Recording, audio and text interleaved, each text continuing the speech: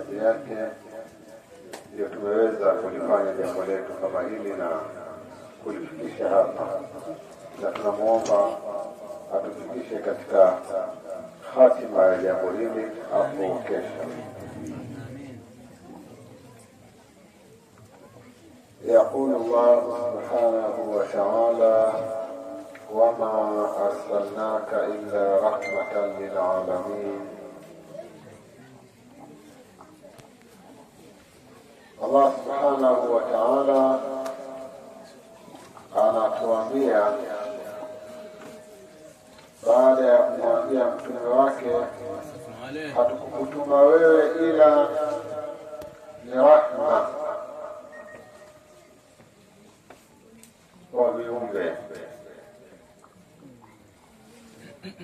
Kwa hiyo jambo kubwa ambalo alitumilizwa Mtume Muhammad sallallahu alaihi wasallam, ambaye tumekaa hapa kwa ajili yake, na mkusanyiko huu wote umeandaliwa kwa ajili yake yeye, na hata hapo kesho tunahitimisha jambo la kwake yeye. Ni kwa nini mpaka tunathubutu kufanya hayo kwa kutumia muda mwingi, kwa kutumia gharama nyingi? Ni kwa sababu yeye ni rahma kwetu,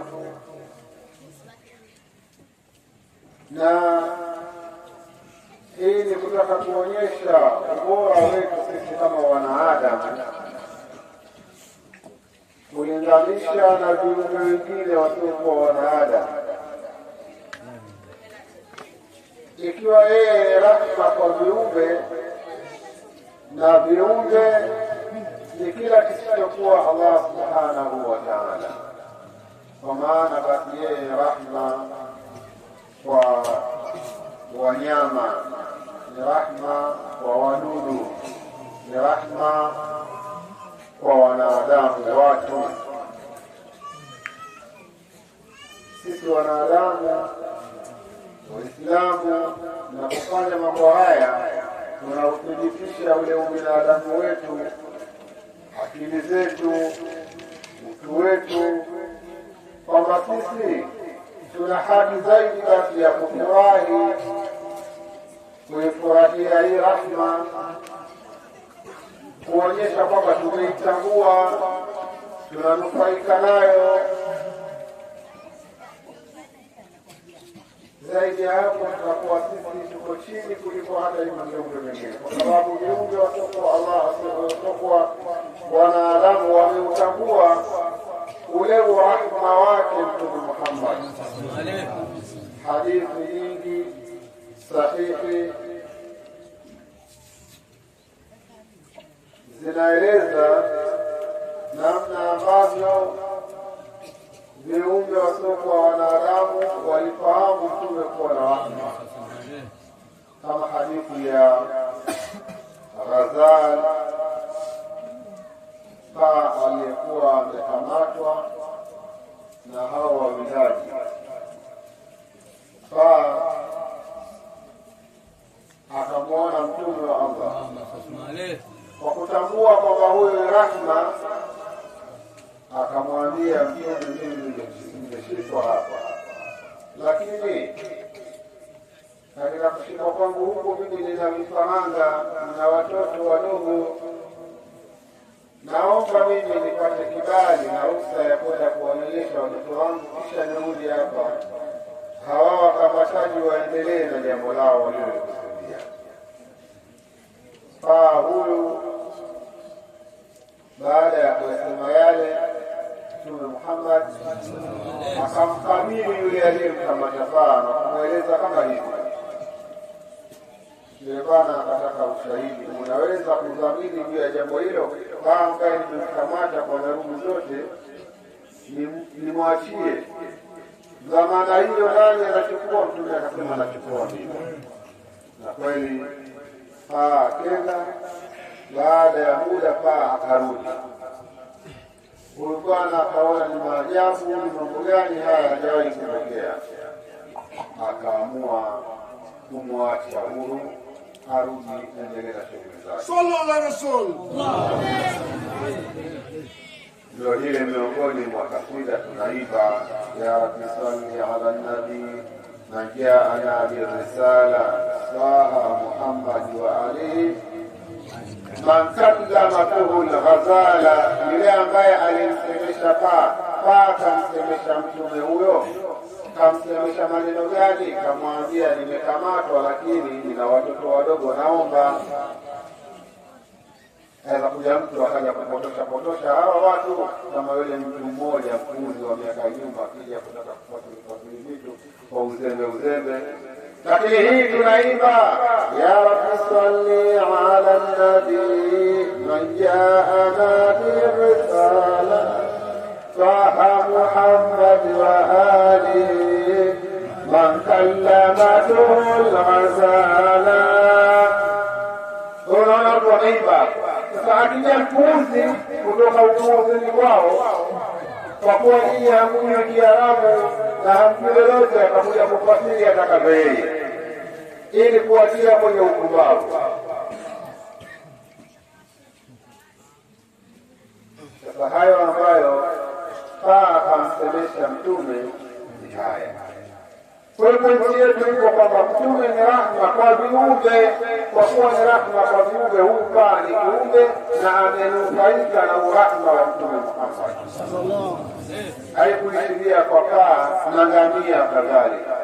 Alikuwepo ngamia ambaye mwenye ngamia huyo hajidai vizuri maskini, ampi chakula, anambebesha mizigo mizito, anamsumbua, anamfunga kwenye jua na kila namna ya dhiki. Siku katika masiku Mtume sallallahu alaihi wasallam alipokuta angazile ngamia, akamwambia Mtume sallallahu alaihi wasallam. Mtume akamuuliza masahibu naqa, nani mwenye ngamia huyu? Akajitoa yule bwana akasema ni mimi. Ala tasahi ala tahafudha, wote haya wewe kwa mnyama huyu, umuogopi Mwenyezi Mungu kwa mnyama huyu? Akamweleza Mtume yote kuhusiana na fadhila anayopatia mnyama yule na kwamba huyu ni kiumbe wa Allah. Lakini kwa nini ngamia alithubutu kumweleza Mtume hali yake? Kwa sababu anajua huyu ni rahma. Kuna mwanadamu mwingine mpaka leo hajui kwamba wapi iko rahma. Tukipata dhiki, tukipata matatizo tunaweza kimbilia hapo, hakuna.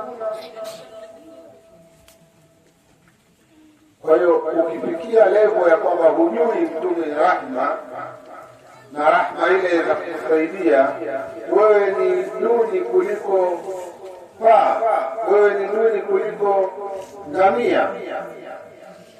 Sisi ili tusiwe duni kuliko ngamia na paa, tunafahamisha umma kwamba sisi pia tunaitambua rahma hii ambayo Allah subhanahu wa ta'ala ametuletea.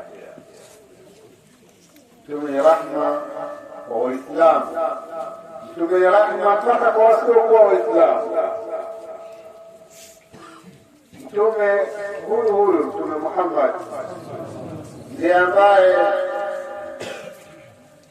alimuona mmoja katika masahaba akimpiga mtumwa wake,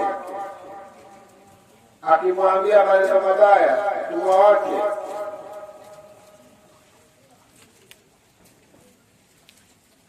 Akamwambia, unajua lakini kwamba Allahu aqdaru alaika minka ala hadha alghulam, unajua wewe kwamba Mwenyezi Mungu anaweza zaidi kufanya chochote kwako kuliko hata ambavyo waweza wewe kufanya chochote kwa huyu kijana. Tunapiga, unamcheza. Haya yote unayofanya kwa kijana huyo, Mwenyezi Mungu anaweza kukufanyia wewe zaidi ya hayo. Ile bwana inanukuliwa kwamba hakumpiga tena mtumwa yule wala mtumwa mwingine mpaka kufa kwake. Kijana amenusurika, mtumwa yule amenusurika na kipigo cha bosi wake. Kwa sababu ya nani? Ya Mtume Muhammad rahmatan lil alamin. Takbir! Allah! Takbir! Allah! Mtume Muhammad ndiye yeye ambaye ameagiza kwa kusema idha qataltum fa ahsinu al-qatla wa idha dhabhtum fa ahsinu al-dhabh, kwamba mpaka hawa wanyama ambao wanafaa kuuliwa, wanafaa kuchinjwa, bado Mtume ni rahma. Kwa hiyo wachinjeni, lakini chinjeni vizuri. Waliotida ahadukum shafrata, toa kisu kiwe na makali, ukikata ukate tu, sio unaanza kushikisha mpaka rahma.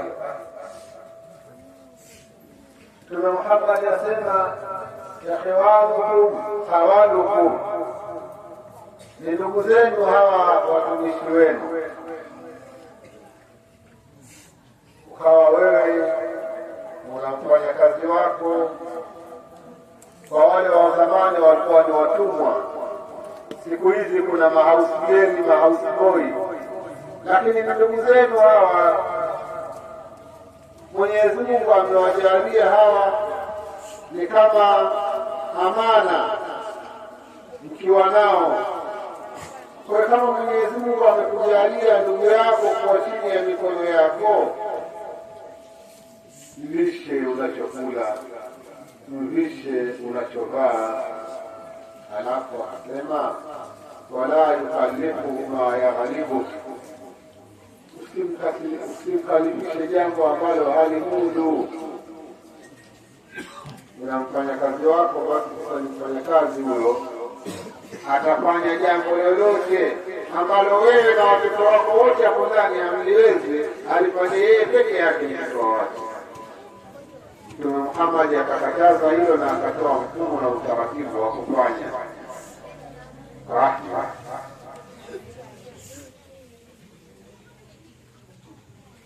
Mtume akafanya taratibu kwenye mambo kama haya, akasema ma khafafta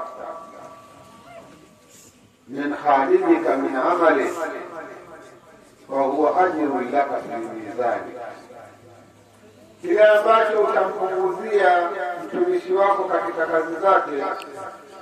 Anafagia hapa, namwambia ishia hapa, utamalizia mimi. Anaosha vyombo, anamwambia hiki na hiki niachie, nitamalizia mimi. Shamba kule analima na wewe waingia, shapatana kwamba hapo mpaka pale shilingi 5,000. Kisha wewe asubuhi waingia na wewe na panga lako wakatakata pale pale. Yeye anza hapa ile kule, wewe na kule waja huko. Lakini 5,000 yake vile vile na utampa kamili. Ajrullah fil mizani, ni malipo yako katika mizani. Mtume ametaja katika mizani, kwa wenye akili wanajua ikitajwa mizani. Niliambiwa ni malipo yako tu, akasema yakiwa kwenye mizani. Na hiyo mizani hakuna kitu cha kukufaulisha wewe zaidi ya mizani. Wa amma man thaqulat mawazinu wa huwa fi 'ishatin radiyah, yeyote ambaye mizani yake itakuwa nzito, na hili jambo kumbe litaongeza kwenye mizani yake, wa huwa fi 'ishatin radiyah, huyo ndiye atakayekuwa katika maisha ya kuridhiwa. Yeye mwenyewe anajisikia raha kuwa katika maisha hayo, na mwenzake akimuona kwamba yule yuko kwenye maisha yale, pia atakuwa na furaha. Iwe ni ahli, ni ndugu wa karibu, hana wasiwasi kujua kwamba kumbe ndugu yangu maisha yake ndio yale, ni maisha mazuri. Hii ni rahma. Kwa hiyo waliokuwa na watumishi wao wote watawapunguzia kazi, watawapa kazi kwa kipimo, na itakuwa ni rahma kwao. Wamenufaika watu wengi.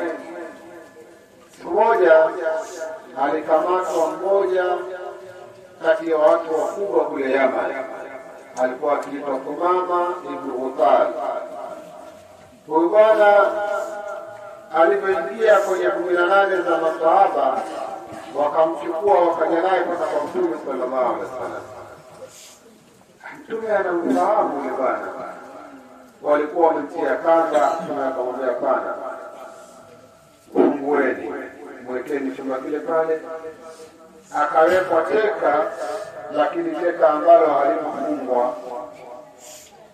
Kisha Mtume sallallahu alaihi wasallam akawa anaagiza ngamia wake akamuliwe maziwa apelekewe yule mtu. cheka yule. Alafu ikawa yeye mwenyewe anakuja kila baada ya kumwambia bana, si usilimu. Yule bana alikuwa na maneno matatu akisema, ukiniua umeua mtu mwenye kizazi ambaye naye aliua watu wako, na ukiniacha huru kumsamehe, basi Mwenyezi Mungu naye atajua la kufanya. Lakini mwisho akawaambia, lakini kama utataka pesa au mali, basi naweza kukupa unazotaka wewe. Kwa hiyo jambo la kusilimu kwake ikawa halina majibu zaidi ya majibu haya. Ya kwanza, ya pili na ya tatu, Mtume akamwacha huyo, kwa sababu basi wewe nenda. Mama akatoka mbele za Mtume mpaka nyuma huko kidogo ya mji, alafu akaja tena pale kwa Mtume sallallahu alaihi wasallam, kuja akasema, ashhadu an la ilaha illa Allah wa ashhadu anna Muhammadar rasulullah. Takbir! Takbir! Na hivi ndivyo tunavyoelezwa kwamba Mtume Muhammad sallallahu alaihi wasallam wamesilimu watu wengi, wengine hata hawajamuona, wakihadithiwa sifa zake, tabia zake, mtu anavutika, anaamua kusilimu. Masahaba walipojengeka na tabia kama zile za mtume wao, na wao wakaathiri watu wengi, na huyo aliathirika, akasema huyu ni mtume wa kweli. Mimi ambaye nimeshahuduru watu chungu nzima, mimi ambaye nimepatikana leo, mimi ambaye lakini nimekaa pale, kwanza tunapata chakula kizuri, tunapata mambo chungu nzima, na mwisho wa yote nilipokataa kusilimu ameniacha kama huyu ni mtume wa kweli. Akamuuliza, ni kwa nini hukusilimu tokea mwanzo? Akasema, mimi ningesilimu mwanzo ungekuwa na dhana kwamba sina budi, kwa hiyo nipo katika kujitetea na kujihami, kutafuta salama, ndio maana sikutaka kusilimu. Kwa hiyo sasa hivi nimesilimu. Yule bwana alikamatwa, alikuwa akienda kwenye umra. Ibada hii ya umra ilikuwa ikifanyika hata kabla ya Uislamu. Watu wanatoka sehemu mbalimbali kwenda katika mji mtukufu ule wa Makka na kufanya ibada. Bahati mbaya tu ni kwamba wenyewe walikuwa wanafanya hivyo wanavyojua. Kaaba imezungukwa na majisanamu hayo, na wao wakienda wenyewe wanaabudu wanavyoabudu, kisha kuna share, kuna percent ya yale masanamu kuabudiwa. Lakini walikuwa wakijua kwamba ile ni nyumba tukufu na ndio maelekeo ya wanadamu, popote wawapo lazima waelekee pale kwa kutaka kumkurubia Allah subhanahu wa ta'ala. Kwa na yeye alikuwa yuko katika njia hiyo, ndipo akakamatwa. Kwa baada ya kumwambia Mtume nimesilimu, akamwambia, mimi sasa naomba nirudi nikatekeleze nini ile ambayo nimeishia njiani. Mtume akamwambia, nenda, lakini hakikisha watu hawajui kama wewe umesilimu.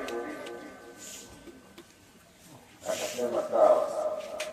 Lakini kwa kuwa Uislamu ulikuwa tayari umeweka mizizi kwenye moyo wake, mama alipofika kule alileta takbira kwa sauti, akafanya mambo yote kwa sauti na kudhihirisha wazi kwamba yeye ni Muislamu.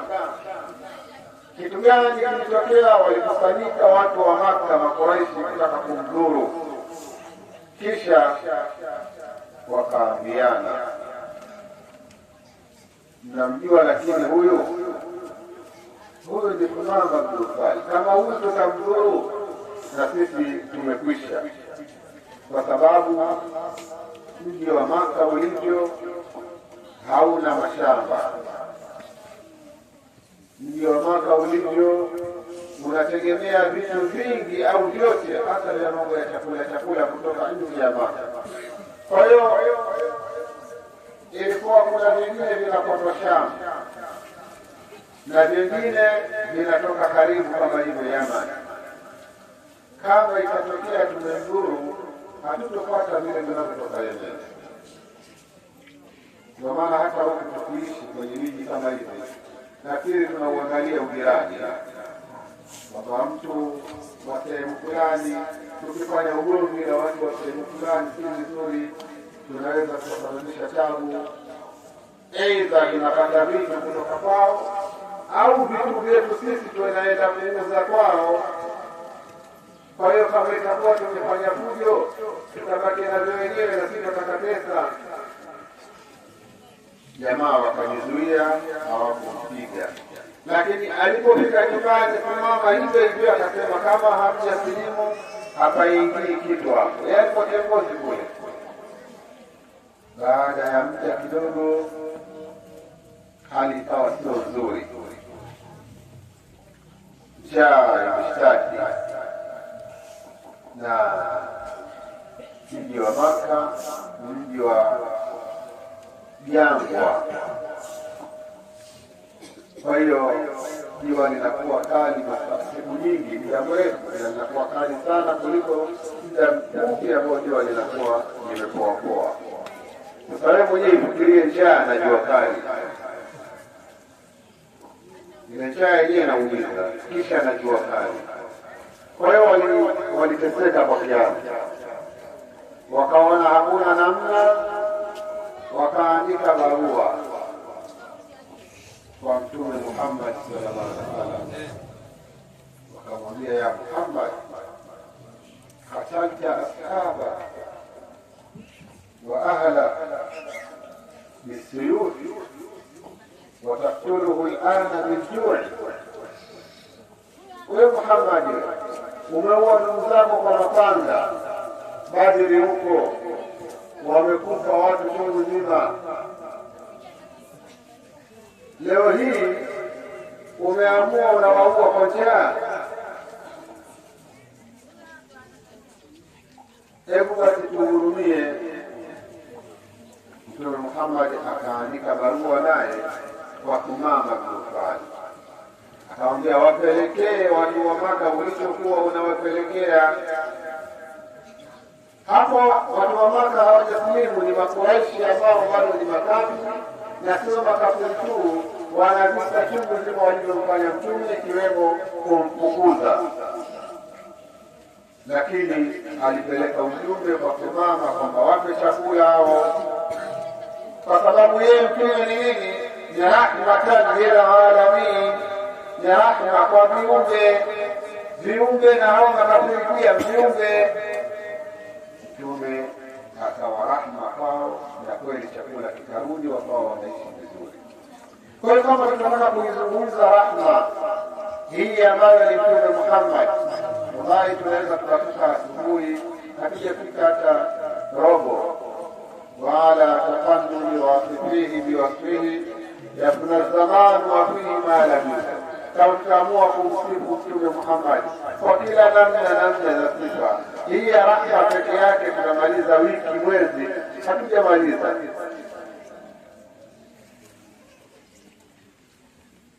Kwa hiyo jambo tunalohimizana tutambue umuhimu wa Bwana Mtume Muhammad ili tutofautiane na viumbe wengine. Ikiwa viumbe wengine wameanza kutambua fadhila na utukufu wa Mtume, Mtume sallallahu alaihi wasallam asema, inni la a'rifu hajaran bi Makkah kana yusallimu alayya assalamu alayka wa inni la a'rifuhu al'an. Mimi nalijua jiwe ambalo liko kule Maka lilikuwa linanisalimia mimi kabla ya kutoa utume, assalamu alayka, kwa kuwa ni Mtume. Na mimi jiwe hilo nalijua mpaka leo, maana wanadamu wana kawaida ya ubishi. Mtume akawatangulia, wa inni a'rifuhu al'an, nalijua kama labda una mashaka twende nikakwambia jiwe lenyewe ni hili. Na viumbe waliokuwa wanadamu waliokuwa mfalaa waliofahamu cheo cha Bwana Mtume ni wengi, kama hivyo jiwe, kama miti. Jaat bida'wati ashjaru sajidatan tamshi ala saqi bila qadar. Nakuja miti kumjia Mtume baada ya kuuliza unakuja aliyakuwa hauna nyayo, ala saqi bila qadami, unakuja kwa muundi pasi na nyayo. Na mimi pia nasema kama yeye mtume wa inni la arifu alana, kwamba huo mti huo uliokuwa umekuja kwa Mtume sallallahu alaihi wasallam aliyakuwa hauna nyayo, mti huo athari yake ipo kama leo pale Makka kaskazini kwa Baitul Haram, Masjidul Haram, kaskazini kwake huko msikiti unaitwa Masjidul Shajara. Masjidul Shajara, ukiuliza tarehe yake unaambiwa ni mahala ambapo palitokea tukio hilo. Kwa hiyo kama sikuona mti, lakini nimeona athari ya mti hapa, na walilahi alhamdu nilikuwa na farugu online kule. Kwa hiyo nikafanya interview na baadhi ya watu, japokuwa nilipata dhiki kidogo, watu kule wanatumia lugha mbili tu, Arabic na English. Sasa na hiyo Arabic yenyewe itakuja na kuwa ni Uarabuni, lakini Arabic ni ala al-aqali sana ni Kiingereza. Kana kwenda Maka au kama ni Saudia, jipange na Kiingereza kingi na Kiarabu kidogo tofauti. Ukienda na Kiswahili kidogo una huduma, ukienda na Kiarabu kidogo pia utayumba. Lakini lazima uwe na Kiingereza kama neno mawili matatu. Basi na mimi kidogo nikawa nimechukua changu kidogo, alhamdulillah. Interview zote nilizofanya kwa online nikiwa kule, nyingi nimezifanya kwa Kiingereza, basi nitafanya naye kwa Kiarabu chache mno. Pale mtaa wa Zindia na mtaa kutoka Mahbati Jini kule nimekwenda kufanya interview, lakini ni kwa Kiingereza. Hapo Masjid Shajara nimefanya lakini kwa Kiingereza, na hata Masjid penyewe nimefanya interview ni kwa Kiingereza. Basi hicho cha kudhania kwamba huyo alikuwa anafanya hivi, lakini wakanielewa na wakanijibu na ujumbe ukawa umefika huko. Kwa hiyo tunazungumzia kwamba viumbe ambao walikuwa wanafahamu huyo anayeniita ni mtume wa Allah, ndio maana mtu ukaamua uje uitike wito mti. Lakini kama anavyosema Imam al-Busiri katika kumsifu Bwana Mtume sallallahu alaihi wasallam na kuonyesha viumbe wasiokuwa na akili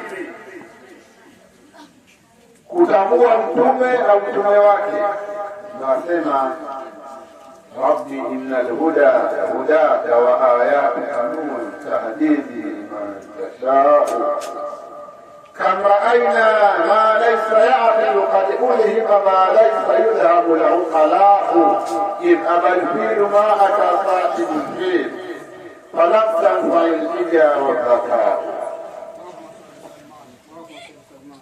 hiyo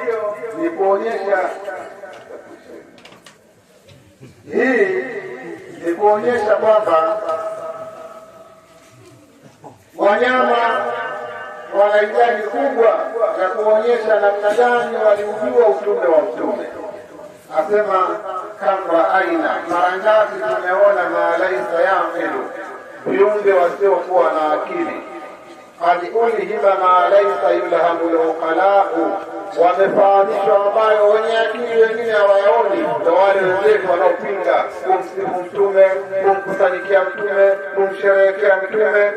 Lam yulhamu baadhi al-uqala, wenye akili hao wanazo, lakini maskini hawakufahamishwa utukufu wa mtume sallallahu alaihi wasallam, hawakufahamishwa cheo cha mtume sallallahu alaihi wasallam, lakini wanakula michele kwa nembo ya mtume maskini, wanavaa vijikanzu kwa nembo ya bwana mtume Muhammad sallallahu alaihi wasallam, na kila kitu wanachokipata ni pale kujitegemeza kwamba wao ni Waislamu na hakuna Uislamu bila mtume. Lakini huku ukitambua cheo chake stahiki hawana maskini. Ile ni ile hamu, kama huku leo utapata tabu na utapatisha watu tabu. Abal Filu alipokataa tembo yule wa kwenda kuvunja Al-Kaaba, ma ata sahibu al-fil, lile analotaka kulifanya mwenye tembo huyo, tembo akakataa, akakita magoti, akielekezwa Kaaba yeye anakita magoti, akielekezwa hivi asimama na atembea vizuri, akikatishwa kona akielekea hivi katika miguu ya mbele. If abakilu ma ata sahibu al-fil falam yanfa'il illa mazakawa, hapo akili, mbinu, busara, hila, tekniki, vitu vyote havikufaa na jambo lilishinda.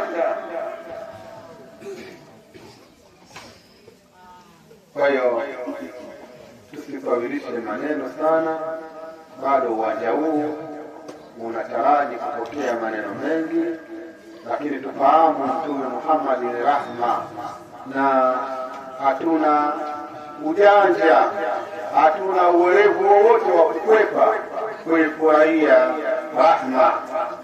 Allah alipotuambia Fabima